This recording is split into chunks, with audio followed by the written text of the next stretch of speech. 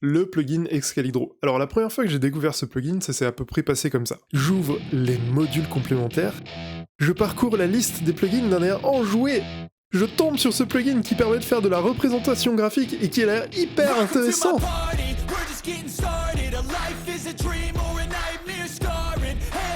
Oui, ça se passe toujours comme ça quand je découvre un nouveau plugin. Excuse-moi, je m'égare un peu. Je l'installe, j'essaie, on va dire, 2-3 manips, je tire un cercle et je trace 3 traits globalement, et puis fin du jeu, je le désinstalle parce que j'ai l'impression que c'est juste un paint amélioré, et très clairement, ça m'intéresse pas de l'utiliser dans Obsidian. Et finalement, j'ai réinstallé ce plugin que 3 ans plus tard, et en fait, je me rends compte que je suis vraiment passé à côté de quelque chose. Alors, quand on s'intéresse à la prise de notes, c'est vrai qu'il y a souvent un terme qui revient, un mot-clé qui revient, qui est celui de sketchnote. Le sketchnote, c'est un système qui te permet de créer des représentations visuelles de tes idées. Globalement, l'idée, c'est de faire passer des messages ou de prendre des notes avec des formes simples, faciles d'accès, et tout le monde peut le faire. Et bien, ce plugin, il s'inscrit complètement dans cet univers, et c'est peut-être un peu pour ça que je me suis fourvoyé quand j'ai installé pour la première fois ce plugin. Même si ça m'est déjà arrivé de dessiner un petit peu de temps en temps, c'est vrai que j'associais la prise de notes plutôt à une notion de productivité, rapidité, et j'avais l'impression un peu de perdre mon temps en essayant d'utiliser ce plugin. Mais pour tout expliquer, j'ai un peu une prise de conscience parce que en fait je regardais les plugins les plus téléchargés et je voyais que celui-ci était en top des téléchargements, donc je me suis dit mais il y a vraiment un truc que j'ai pas compris, donc je vais retenter. Et donc pour te raconter pourquoi je suis revenu sur ce plugin 3 ans après, globalement en fait j'ai créé une toute nouvelle formation et j'avais besoin de mettre au clair mes idées, donc j'ai commencé à l'utiliser un petit peu pour répartir les idées à différents endroits, essayer d'avoir une représentation un peu plus globale, et puis après en fait j'avais besoin de fournir un support à mes élèves. Habituellement je le fais avec des notes classiques en mode résumé finalement de ce que j'ai dit en vidéo, mais là je voulais vraiment un truc un peu plus original, donc je me suis dit tiens, je vais tester le format et puis je vais voir si ça me convient.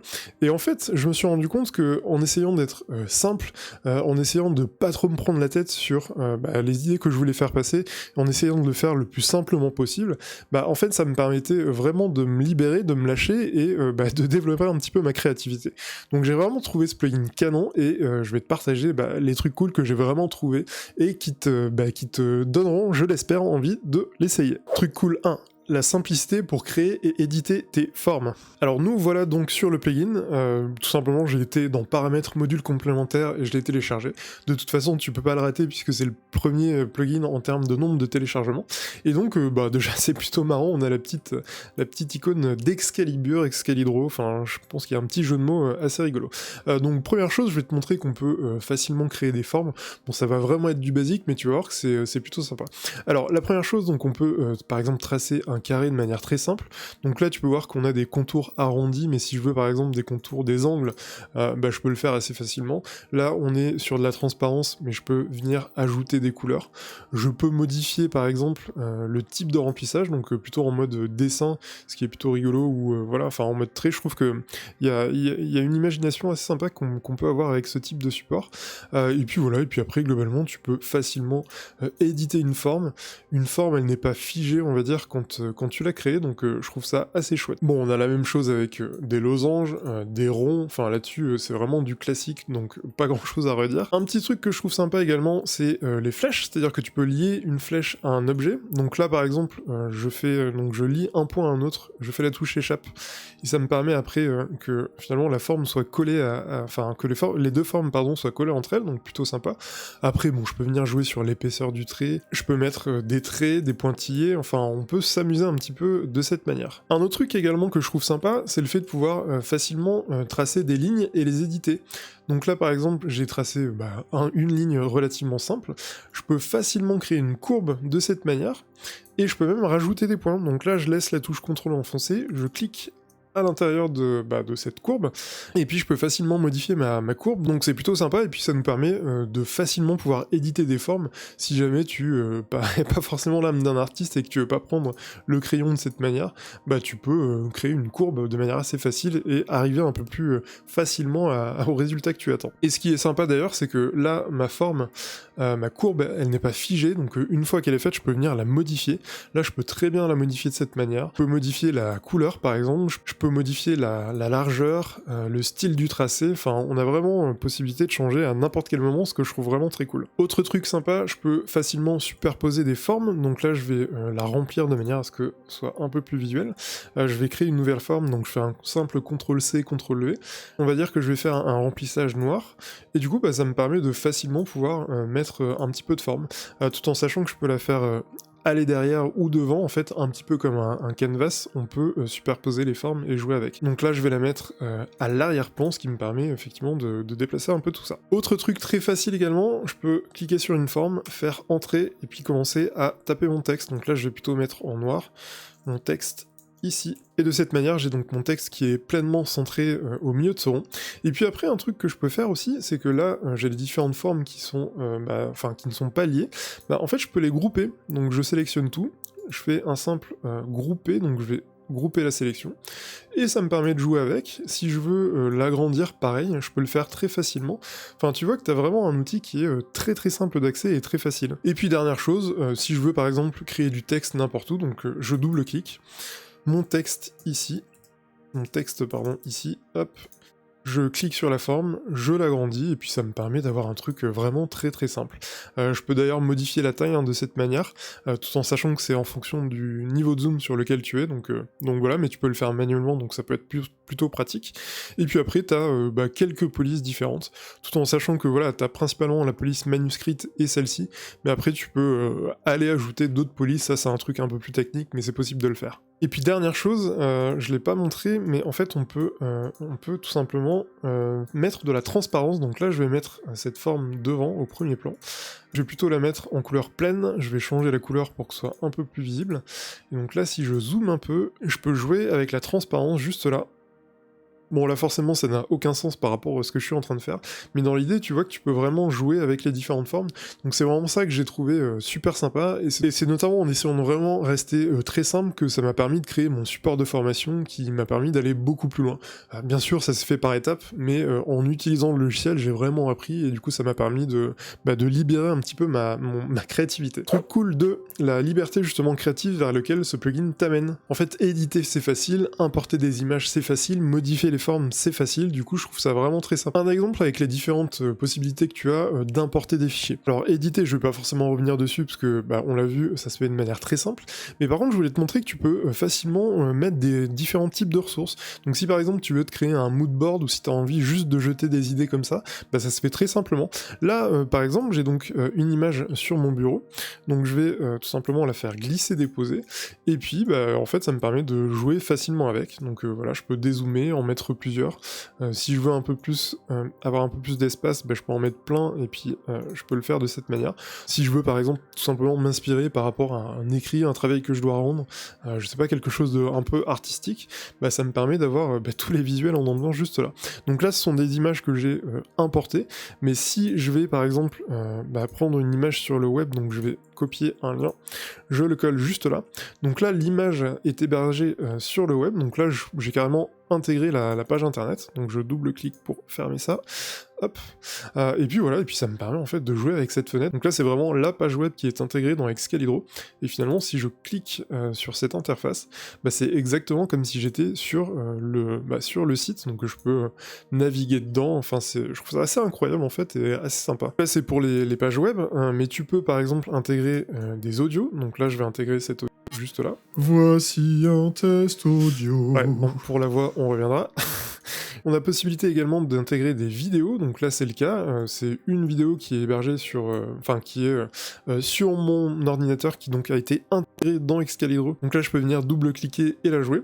Enfin tu vois que t'as vraiment possibilité d'avoir un vrai espace interactif, et ça je trouve ça vraiment très cool. Truc cool 3, la bibliothèque de modèles. Un peu à l'image de ce que fait Obsidian avec les plugins, et bien avec ce plugin tu as une communauté en fait de personnes qui l'utilisent, et notamment des personnes qui partagent en fait ce qu'elles ont déjà fait dans ce plugin. Du coup, si tu te rends donc en haut à droite dans la bibliothèque personnelle, que tu vas dans parcourir les bibliothèques, tu as une petite fenêtre qui s'ouvre, donc je vais te la montrer juste là. Et du coup, donc tu arrives sur la bibliothèque de Libraries, et c'est super sympa parce que tu as plein de choses en fait qui ont déjà été créées et qui te permettent de ne pas partir d'une feuille blanche. Donc là, on va mettre par top download. Donc là, bon, c'est des trucs spécifiquement pour les informaticiens. Mais sinon, si on descend un petit peu plus, tu as des formes, donc par exemple juste là, ou carrément des graphiques préfaits, donc ça, je trouve ça vraiment canon. Et du coup, je vais te montrer quelques-uns que j'ai utilisés pour voir comment ça fonctionne. Donc voilà, globalement, j'ai téléchargé plein de trucs, alors c'était vraiment pour l'exemple. Donc un exemple ici où là, tu peux créer une sorte de visualisation. Donc là, j'ai importé la forme, je peux facilement l'agrandir, là, rien de secret. Mais là, si je veux par exemple modifier un petit peu ça, je peux le faire de cette manière, donc je vais zoomer un peu plus. Hop, je peux changer la taille de la barre et je trouve ça plutôt rigolo. Alors là, c'est vraiment un truc un peu spécifique, mais une que j'aime bien par exemple, c'est celle-ci. En fait, là, t'as carrément une sorte de calendrier de l'année. Donc là, c'est plus pour gérer une équipe, mais je veux dire, si jamais tu veux l'adapter à toi pour mettre les principaux temps forts de ton année, ce genre de choses, finalement, ça peut être super sympa et facilement accessible. Et donc là aussi, tu peux facilement cliquer ici, modifier le texte, donc là je le recentre, tu peux facilement modifier la couleur, enfin tu peux vraiment faire des choses assez sympas. Et puis allez, un petit dernier parce que je trouve ça assez rigolo, donc si jamais tu aimes Monsieur Patate, tu peux venir t'amuser en mettant différentes formes à ton personnage, donc là je vais en tester un en 2 secondes. Il manque un truc là, non ? Ça y est, je l'ai. Truc cool 4, alors je sais pas comment l'expliquer, mais je trouve que l'expérience utilisateur est vraiment canon. Ce qui est assez dingue d'ailleurs, c'est que c'est un mec, un hongrois, qui a fait ce plugin tout seul au fin fond de la Hongrie. Bon, là je dis n'importe quoi, mais j'imagine que c'est ça. Et en fait, dans l'idée, il est vraiment très proche, je pense, des retours qu'il a. Et du coup, je trouve que c'est vraiment agréable d'utiliser ce plugin. C'est simple, les menus sont épurés, tu es accompagné. Donc là, par exemple, je saisis une image que je vais faire glisser. Et bien là, tu vois que dans le petit encadré gris, tu as un accompagnement, donc il t'explique que si tu appuies sur Shift, il va se passer telle chose. Si tu appuies sur Control, il va se passer telle chose. Si tu appuies sur Alt, il se passe une autre chose. Donc t'as vraiment tout qui est pensé de manière à ce que ça te facilite les choses. Truc sympa également concernant l'UX, tu as par exemple un mode full screen, donc je vais me mettre jusque là. Hop. Donc ça te permet d'avoir vraiment la pleine page. Tu as un mode zen, donc pour épurer un petit peu l'interface et pour avoir moins de rebords. Et tu as également un mode présentation, donc c'est notamment ça que j'ai utilisé pour ma formation. Si je double-clique, en fait je peux surligner certains passages, et puis tu vois que tu as ce petit tracé assez rigolo qui se met. Tu peux d'ailleurs modifier la couleur du tracé, enfin je trouve que c'est vraiment très agréable d'utiliser ce plugin. Donc tout ça pour dire que je trouve que vraiment l'expérience utilisateur est simple et bravo au créateur du plugin. Truc cool 5, la possibilité d'exporter. C'est vraiment très simple, mais on va se rendre en haut à droite, donc plus d'options. Export image. Et là on a différents paramètres pour régler ça. Et ce que je vais faire, donc tu peux soit sauvegarder à l'intérieur du coffre, soit à l'extérieur, donc nous on va plutôt faire ça. On va cliquer juste là, on sauvegarde l'image, et du coup on n'a plus qu'à l'ouvrir. Voilà, donc là on a vraiment tout ce qu'il y avait dans l'espace, et en fait si jamais tu as des éléments qui sont un peu plus loin, ça te prendra vraiment une représentation globale de tout l'espace de travail que tu as créé. Et ce qui est sympa, c'est que finalement t'as pas vraiment de perte de qualité d'image si jamais tu zoomes. Et en plus, si jamais tu veux sauvegarder par exemple ton travail à différentes étapes, ça peut être sympa de l'exporter pour voir l'évolution de tout ce que tu as fait. Truc cool 6, la bibliothèque de scripts. Alors un peu à l'image de ce qu'on a vu précédemment, dans le plugin Excalibro, tu peux télécharger des scripts qui ont été créés par d'autres personnes.